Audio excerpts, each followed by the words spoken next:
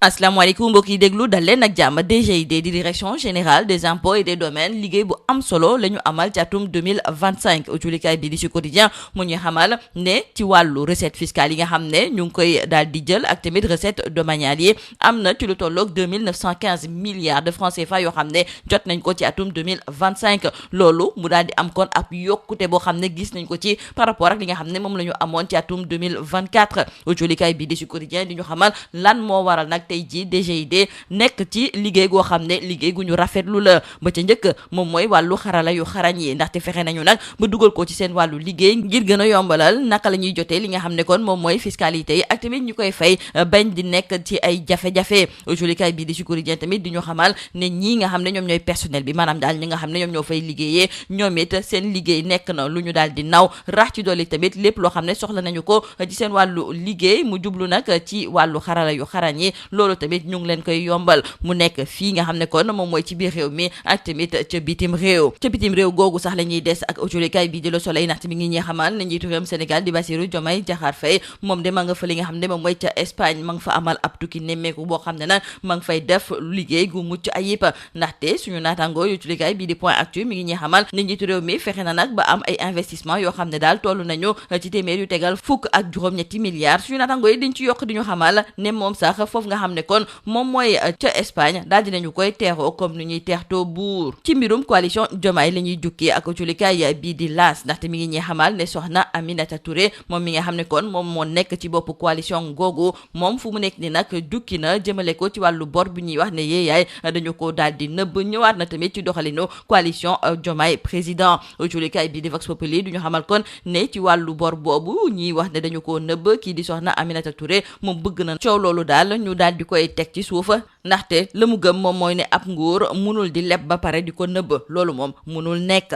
maître Moussa Bocar Thiam culikaay bii di Rewmi Quotidien moo ñu yëgal ne démb ñu ngi ko doon xaar ci kanamu haute cour de justice wante mujjeewul teew culikaay bii di Les Échos ne moom moomu di maître Moussa Bocar Thiam dafa daal di bind commission d'instruction bu haute cour de justice doon leen xamal ne mujjul jóge fa li nga xam ne moom mooy ca Qatar ndaxte fépp dañu kaa tëj maanaam daal frontières yi dañu kaa bloqué loolu moom moo tax boo culikaay bii di Rewmi Quotidien dellu si waat du ñu wax ne suñu maytuwulee ab mandat d'arrêt international la ñu nar a jébbal ki nga xam ne moom mooy maître Moussa Bocar Thiam ñu wax ak autolikaay bii di Tribune ci ab remaniement maanaam daal ay coppeeku yoo xam ne suñu maytuwulee dinañu ko nemmeeku ci biir gouvernement bi ak tamit yenn ci ay kërub liggéeykaay ndaxte Tribune yéen kaay mi ngi ñuy xamal ne dina am benn remaniement boo xam ne dinañu ko amal laata 4 avril remaniement boobu sax ci weeru janvier lañ ko waroon a amal wante dañu ko mujjee dàq suñu naataangoo kon di ñu xamal ne bëri na ay jëwriñ ak tamit ay DG yoo xam ne dinañu leen jëlee ca poste yi ñu leen a tegoon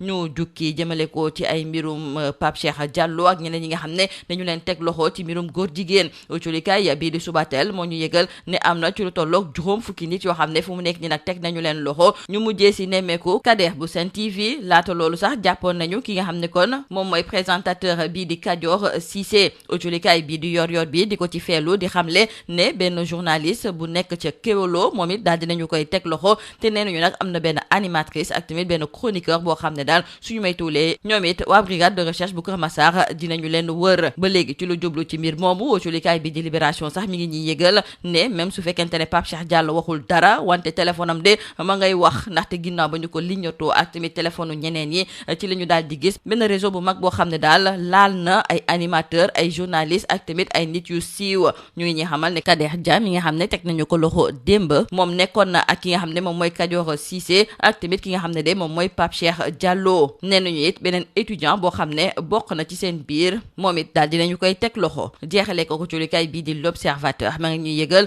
ne ci génnub àddina tiktokeuse bii di Khadija Sow dafa mel ni nag ne procureur fu mu nekk ni daal njabootu jëkkër ji la ci joxoñ baaraamu tuuma ndaxte suñu naataango yi ñu ngi ñu xamal ne jëkkëru Khadija Sow teg nañu ko loxo te léegi nag procureur la mu bëgg moom mooy ñu daal di koy indil jël papa ak yaayu jëkkëru Khadija Sow lii moo nekkoon batulikat yi li gën a fës ci biir ëtulikaay yi ñu leen di ñaanal njeexte lu bës ak jom. Mesdames et messieurs, bonjour. La DGID, la Direction générale des impôts et des domaines, a récemment réalisé une performance fiscale historique avec des recettes fiscales atteignant 2 915 milliards de francs CFA en 2025 contre 2 608 milliards de francs CFA en 2024. Pour nos confrères du journal Sud Quotidien, cette progression de 307 milliards de francs CFA permet à la DGID de contribuer à hauteur de 65% des recettes totales de l'État. Et l'on nous signale dans le journal Sud Quotidien que la transformation numérique occupe une place importante dans cette réussite. La DGID poursuit activement la digitalisation de ses services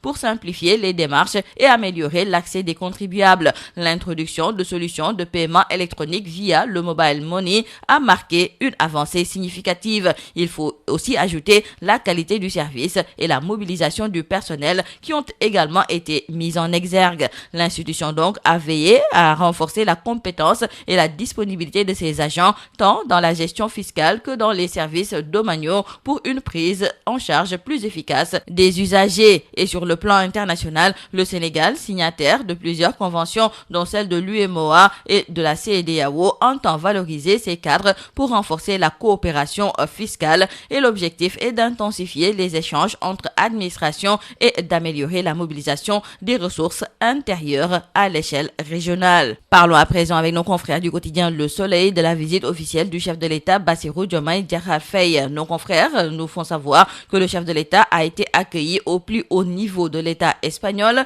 Il y a eu une mobilisation d'investisseurs, des avancées économiques concrètes, projets structurants et réponses aux attentes de la diaspora. Justement, dans le quotidien Point Actu, nos confrères nous parlent de ces 118 milliards de francs CFA mobilisés donc par le président Diomaye Faye qui, à en croire nos confrères, a réussi son offensive en Espagne. Et concernant la coalition Diomaye Président, sa superviseure générale, Aminata Touré, monte la garde, nous disent nos confrères du quotidien LAS. Elle s'est prononcée sur la dette secrète de 650 millions d'euros. Et sur ce point, nos confrères du journal Vox Populi nous signalent qu'Aminata Touré met les points sur les i. Elle déclare qu'un État ne peut pas s'endetter secrètement. Ce n'est pas possible. Maître Moussa Bocar Thiam était attendu hier à la Haute Cour de justice pour sa première comparution. Et nos confrères du journal Rewmi nous font savoir qu'il a fait faux bond. Et nos confrères du journal Les Échos nous signalent qu'il invoque l'attention au Qatar, car il a écrit au président de la commission d'instruction de la Haute Cour de justice pour lui signifier que les frontières sont bloquées. Et nos confrères de Rewmi Quotidien d'ajouter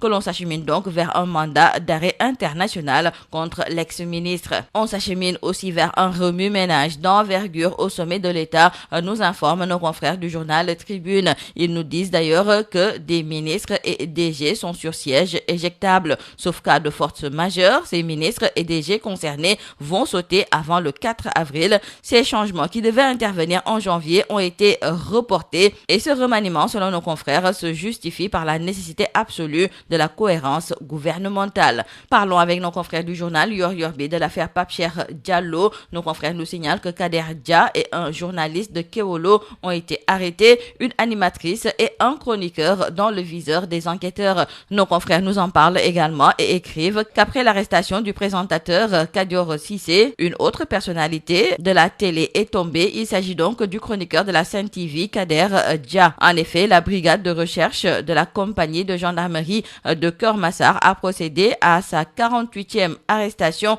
dans le cadre de l'enquête sur l'affaire dite Pape Cheikh Diallo et consorts. Le chroniqueur a été cueilli après son émission par 4 gendarmes en civil avant d'être conduit à Keur Massar à bord d'un véhicule banalisé. Toujours concernant cette affaire, nos confrères du journal Libération nous font savoir que c'est l'exploitation des téléphones de Pape Cheikh Diallo et ceux des autres mises en cause qui a révélé l'existence d'un vaste réseau où tout le monde couche avec tout le monde. Un club d'animateurs, de journalistes, célébrités dans le collimateur des gendarmes. Kader Dia, qui a été cueilli hier et qui gérait en même temps Ousmane Kadior Cissé, a été rattrapé par sa love story avec Pape Cheikh Diallo, établie par des preuves techniques. Un étudiant partenaire aussi de l'animateur est aussi tombé. Nos confrères nous signalent par la même occasion que le journaliste Pape Gueye-Tall de Kewolo a lui aussi été cueilli. Terminons par nos confrères du journal L'Observateur qui nous reparle du décès brutal de la TikTok tiktokeuse Khadija Sow et nos confrères nous signalent que le procureur vise désormais sa belle famille. C'est tout à vos journaux et très bonne lecture.